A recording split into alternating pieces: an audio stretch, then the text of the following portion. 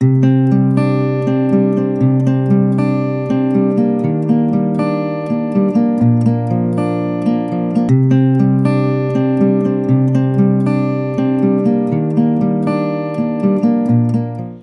welcome to our episode 23 of our program Journey. बहुत दिन बाद जर्नी का ये एपिसोड हम कर रहे हैं. थोड़ी सी दिल की बातें हैं इसमें.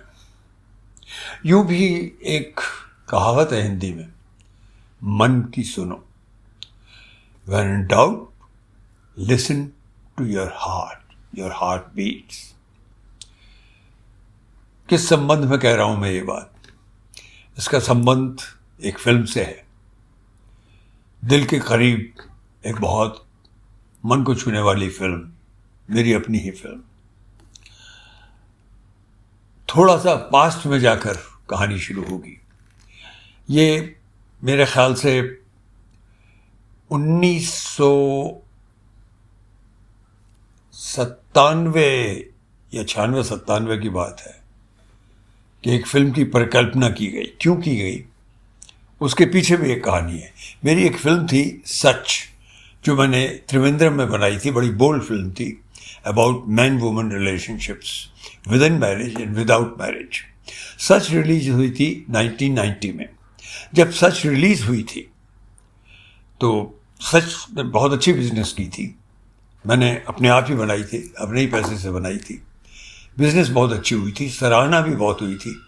लेकिन स्ट्रेंजली फ्रॉम सर्टन क्वार्टर्स, जो कि फिल्म इंडस्ट्री के अंदर के थे, काफ़ी सुनने को भी मिला.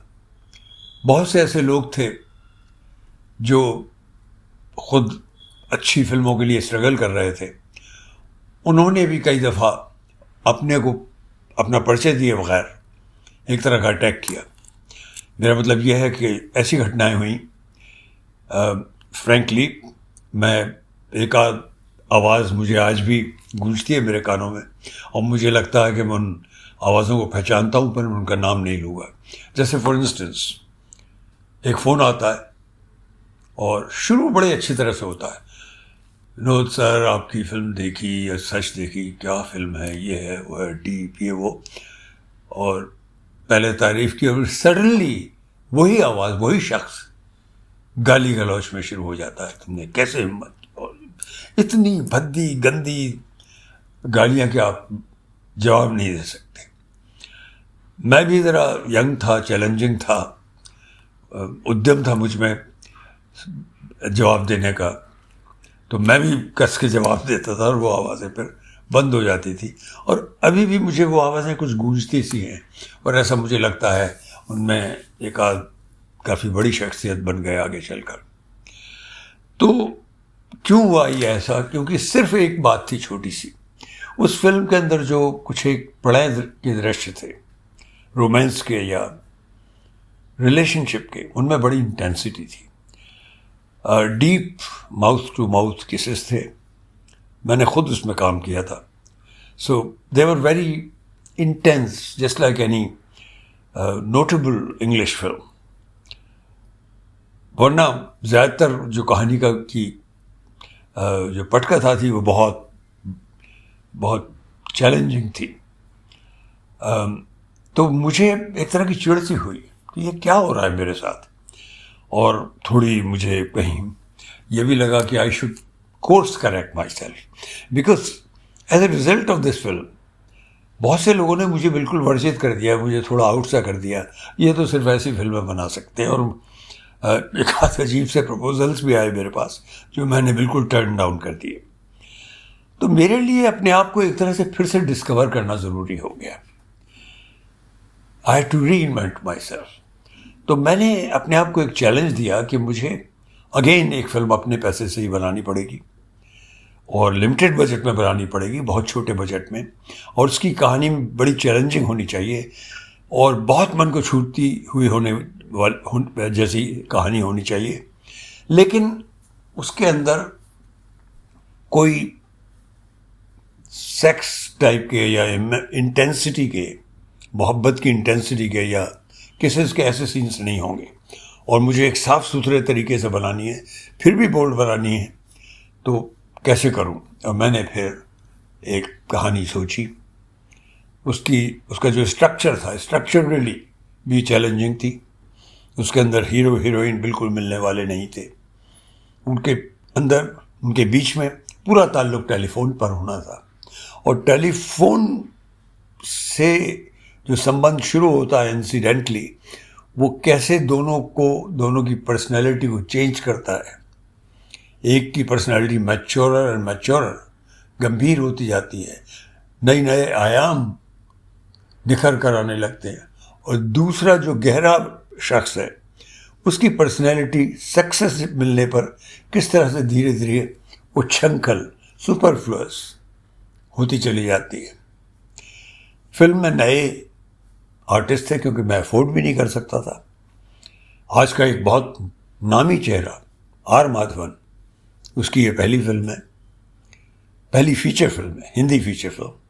वो एक और फीचर फिल्म में काम कर रहे थे, मणिरत्नम साहब की, पर वो फिल्म बाद में रिलीज़ हुई। मेरी फिल्म पहले बन गई, रिलीज़ तो वही पहले हुई, मणिरत्नम साहब की।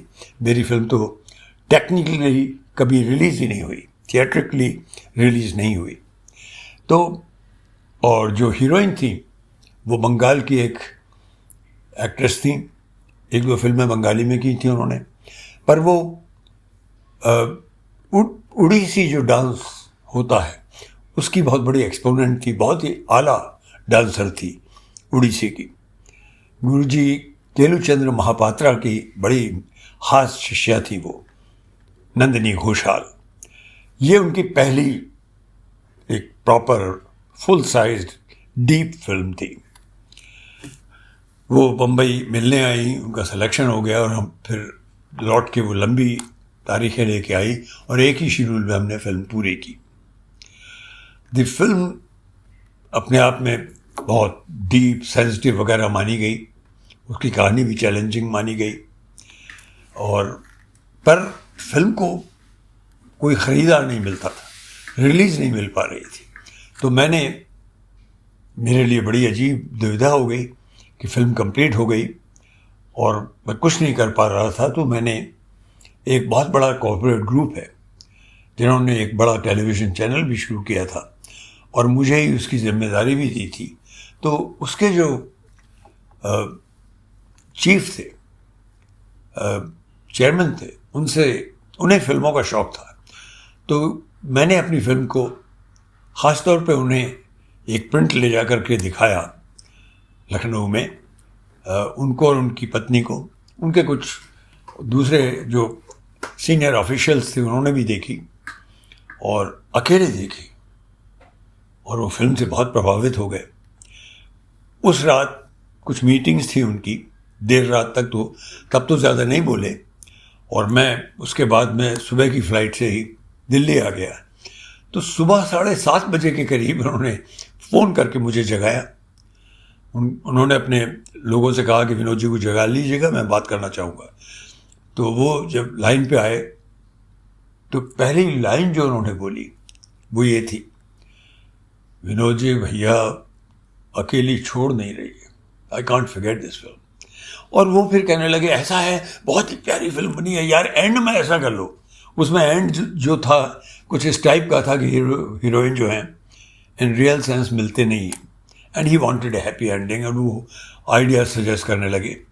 मैंने कहा, आपने मुझे जगाया, इस तरह से बात की, ये मुझे दिल को छू गई है बात, पर ये छोड़िए, मैं सोचूंगा।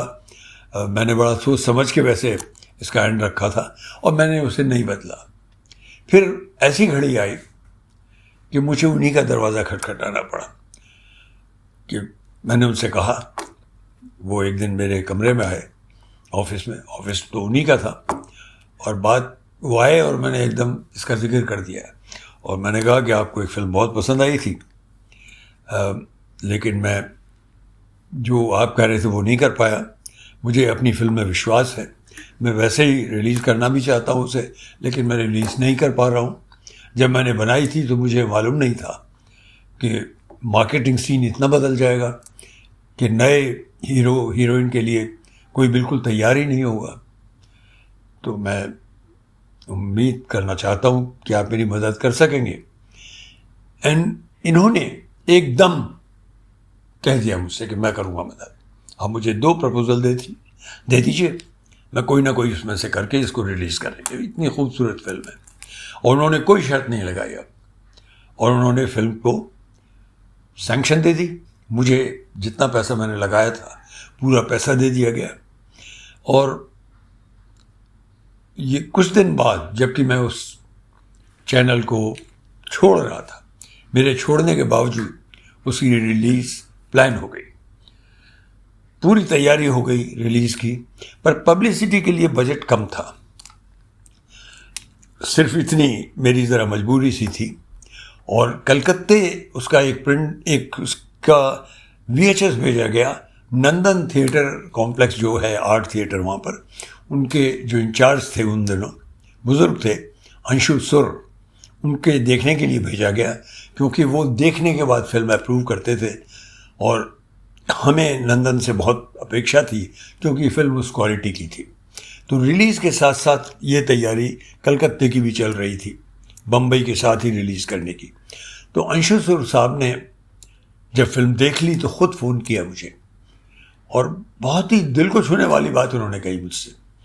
उन्होंने कहा, दादा ये फिल्म हमारा है, ये बंगाल का फिल्म है, ये फिल्म हमारा है नंदन का, हम दूसरा फिल्मों को 1 वीक देता है, आपकी फिल्म को हम 2 वीक देगा, और उसके बाद में जनरल जो रिलीज़ होगी उसमें डिस्ट्रीब्यूटर लाने में हम आपका मदद करेगा, ये फिल्म हमारा है, आप सिर्फ एक काम करो, आप एक दफ़े इधर आ जाओ और एक प्रेस कॉन्फ्रेंस कर लो। मैं बहुत खुश हो गया, तैयारी हो गई, और बिल्कुल एन था वर पर ये जो कॉर्पोरेट ग्रुप था जिसके चेयरमैन साहब ने मुझे पूरी मन से इस फिल्म की बैकिंग देने का मुझे कहा था, तो क्योंकि पब्लिसिटी बजट कम था, तो क्या हुआ कि एक दिन रात को वहाँ के एक और पदाधिकारी जो सीनियर थे, वो कभी कभी आते थे मेरे यहाँ, वो आए, उनसे मेरी अच्छी दोस्ती थी। वो मुझे बल्कि सर ही कहते थे, क्योंकि उम्र में कम थे मुझसे, हालांकि पद उनका बड़ा था। तो मैंने उनसे झिझकते हुए ये कहा कि क्या आप इसकी पब्लिसिटी का थोड़ा सा बढ़ा सकते हैं, 1-2 होर्डिंग ही और बढ़ जाए अगर। तो कहने लगे मैं कोशिश करूँगा। फिर अचानक वो बोले, देखिए मेरी बात मानिए, आप इसकी रिलीज़ की अभी आप फोर्स मत कीजिए, चेयरमैन को ये फिल्म ऑफ़र कर दीजिए, क्योंकि हम राजश्री के एक बड़े बुके को रिलीज़ करने वाले हैं, उसमें बहुत सारी फिल्में, उसकी बड़ी अच्छी तैयारी होगी, तो इसको उसमें डलवा देते हैं, उसके साथ रिलीज़ हो जाएगी। उन्होंने कुछ इस तरह से मुझे कहा, ये सब इसरार करते हुए, कि मैं उनकी बात में आ गया। लेकिन रात में जब मैं सोया तो मैं बहुत अव्यवस्थित था, बहुत चिंतित था, बहुत वरीड था। मैंने कहा ये मैंने क्या किया, पूरी तो तैयारी हो गई थी। उसी ग्रुप ने बल्कि एक एग्जीक्यूटिव, एक अधिकारी को इस फिल्म को ठीक से रिलीज़ करने की जिम्मेदारी भी दे दी थी। तो अगले दिन सुबह ही मैंने ये जो साथी थे सीनियर, जिन्होंने मुझसे ये आग्रह किया कि मैं इस फिल्म की रिलीज़ के लिए अभी जोर ना दूँ, उनको फ़ोन किया, उनके देखो सो एंड सो, प्लीज़ मेरी फिल्म को अकेले ही रहने दीजिए, उसे रिलीज़ हो जाने दीजिए। अब उन्होंने कहा भाई इसकी तो तैयारी हो गई है, मैंने चेयरमैन से कह दिया है, अब मैं वापस नहीं ले सकता, उन्हें अच्छा नहीं लगेगा। मैंने छोड़ दिया। वो फिल्म फिर कभी रिलीज़ नहीं हुई, क्योंकि जो दूसरा बुके था वो भी शायद रिलीज़ नहीं हुआ। मैंने क्यों कहा ये बात कि मन की सुनिए? अगर मैं अपने मन की सुन लेता और इंसिस्ट कर देता तो ये फिल्म तब रिलीज़ हो गई होती। और नंदन बिल्कुल सही जगह थी इसके लिए। ये बिल्कुल वही स्थिति बन रही थी जैसे एक बार फिर के लिए लंदन में बनी थी। अगर ये वहाँ रिलीज़ होती तो बड़े बड़े जो फिल्मकार हैं वो इसे देखते, नोटिस करते और इसके बारे में चर्चा होती, अखबारों में होती, जैसा अंशु सुर साहब खुद कह रहे थे कि सिर्फ आकर एक प्रेस कॉन्फ्रेंस कर दी है यहाँ पर। मैं नहीं कर सका, फिल्म रिलीज़ नहीं हुई। फिल्म का सही वक्त था, वो नए नए मल्टीप्लेक्सर्स आए थे बम्बई में, उसमें हमें जगह मिल रही थी। फिल्म रिलीज़ नहीं हुई और फिर ऐसा हुआ कि फिल्म कभी रिलीज़ नहीं हुई, थिएट्रिकली कभी रिलीज़ नहीं हुई, और सिर्फ एक बार 2 बार थिएट्रिकली रिलीज़ हुई, क्योंकि एक जागरण फिल्म फेस्टिवल है, उन्होंने इसको दिखाया और मैं मन कचोट कर चुप रह गया। पैसे तो मुझे मिल गए, इस कॉर्पोरेट ग्रुप ने दे दिए, पर इतने मन से बनाई हुई फिल्म रिलीज़ नहीं हुई। मैं इस स्टेज पर आपको उसके प्रति 1-2 जो लोगों ने लिखे थे वो कमेंट्स आपको पढ़ के सुनाना चाहूँगा। Beautiful, meaningful, after a long time I watched such a wonderful movie where you didn't use unnecessary sex and violence for pecuniary gains. True depiction of a woman's beauty, talent and emotions. A man is usually unlucky. He doesn't understand and cherish the real beauty of a woman and ends up losing her. Very beautiful songs and poetry. Asha ji's voice in 2 songs really made my day. Beautiful direction and performance by actors. Congratulations, Miss Nandini Ghoshal, Mr. Vinod Pandey and Madhavan. Nice, very nice movie. एक और comment है, truly a gem of a movie, along with other gems that I have discovered on YouTube lately. Really unfortunate that though these kinds of films are still made, sadly, not all are commercially viable, not many people even know about it. Akeli is truly a heartbreaking story of a young and educated woman's tryst with destiny. Excellent performances by all characters. Reminds me of the recent Lunchbox with a lot of similarity and nearly the same theme. Akeli's lyrics are superb as well as the music, and Nandini Ghoshal is just fantastic. So understanding and calm, just like Chitra Sen in Andi. Thanks to the makers of film and VP Org for posting the movie. Had this film released now, it would have received a lot of acclaim and success. इस film को लिखा भी मैंने ही, lyrics भी मैंने ही लिखी और produce और डायरेक्ट भी मैंने ही किया। फिल्म में जीतू तपन का म्यूज़िक था, पर अब हमें खुशी यह है कि ये फिल्म हम YouTube पर अपने चैनल पर डाल सके। लेकिन 2017 में एक अजब बात हुई। एक फ्रांसीसी लड़की यहाँ आई मेरे दफ्तर में, उसने कई फिल्में देखी, ये भी देखी। वो मेरी 3 फिल्म सेलेक्ट करके ले गई। पहले तो वो एक पूरा मेरा रिट्रोस्पेक्टिव करना चाहती थी, पर बाकी फिल्में मिल नहीं रही थी, तो वहाँ जाकर पेरिस से उसने इन 3 फिल्मों के लिए रिक्वेस्ट की, Akeli, Sins and Red Crossing. इन 3 फिल्मों को उसने entire night with Vinod Pandey, the night with Vinod Pandey segment में दिखाया। फेस्टिवल था FFAST film festival in Paris. तो अगर हम मन से कुछ करते हैं और मन की सुनते हैं तो आपकी आवाज़ बहुत दूर तक जाती है, उसकी गूंज फैलती है और आपकी डिस्कवरी होती है। जर्नी में ये याद रखना ज़रूरी है, कोई भी चीज़ हमेशा के लिए खोती नहीं। It gets rediscovered from the sands of time. This is the beauty of journey, any man's journey. Thank you.